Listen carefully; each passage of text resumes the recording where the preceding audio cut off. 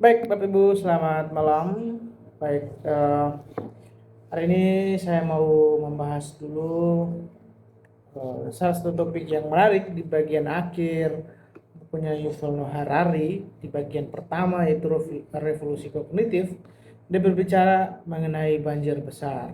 Nah, apakah dalam pandangan ataukah seperti apakah pandangan Yuval Noah Harari ini dalam melihat peristiwa banjir besar itu? Nah, tentunya dari apa yang saya pelajari bahwa yang dimaksudkan oleh Yuval Noah Harari terkait dengan banjir besar itu punya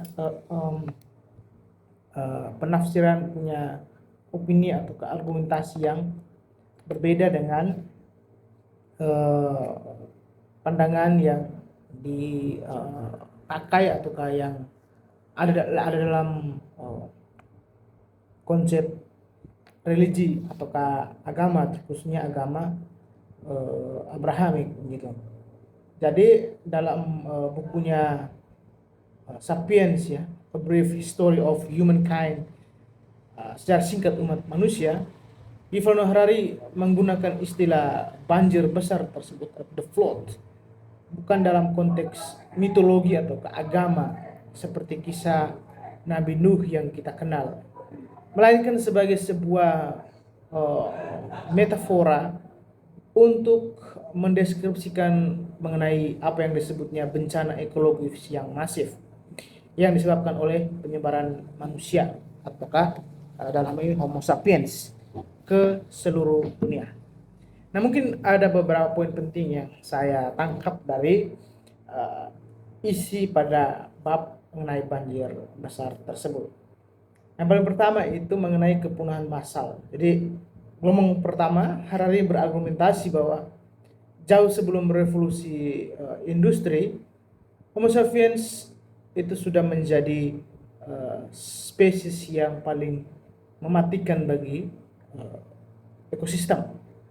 Ketika manusia pertama kali tiba di wilayah atau lokasi yang baru, misalnya seperti Australia dan Amerika, terjadi kepunahan massal hewan-hewan besar atau megafauna yang mana tidak memiliki rasa takut alami terhadap manusia.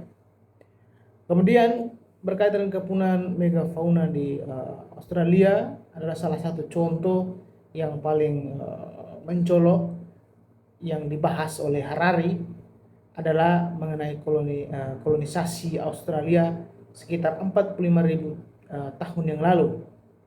Sebelum sapiens, Australia itu dihuni oleh kanguru raksasa setinggi 2 meter, singa berkantong, dan burung-burung seberat ratusan kilogram.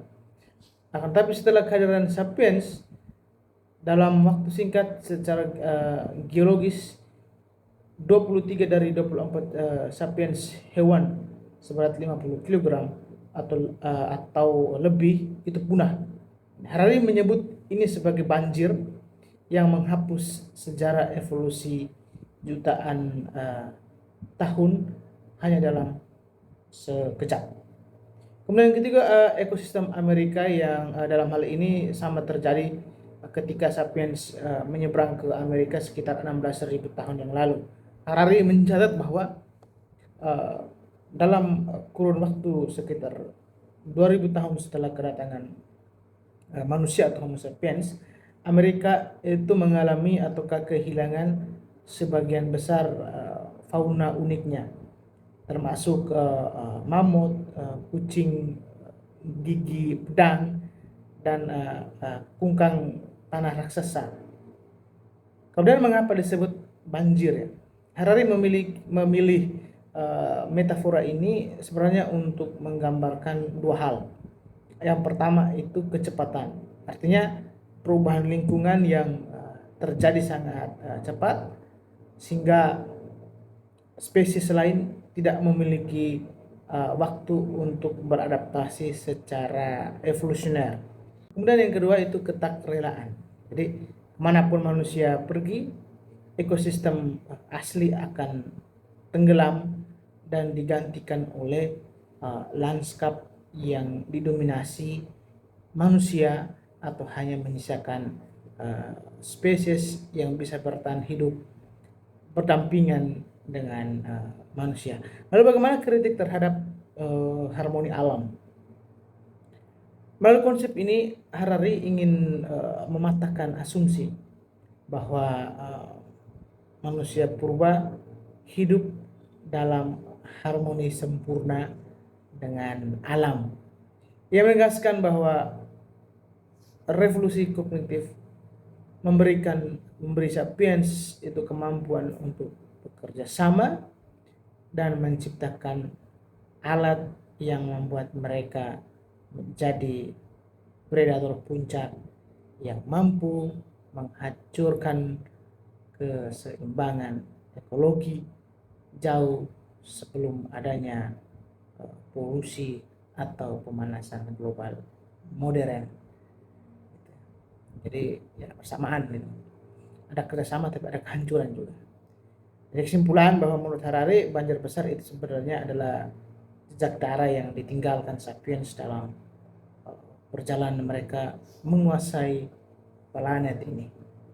Dan ini adalah pengingat bahwa sapiens manusia itu telah menjadi agen perubahan lingkungan yang radikal sejak puluhan ribu tahun yang lalu.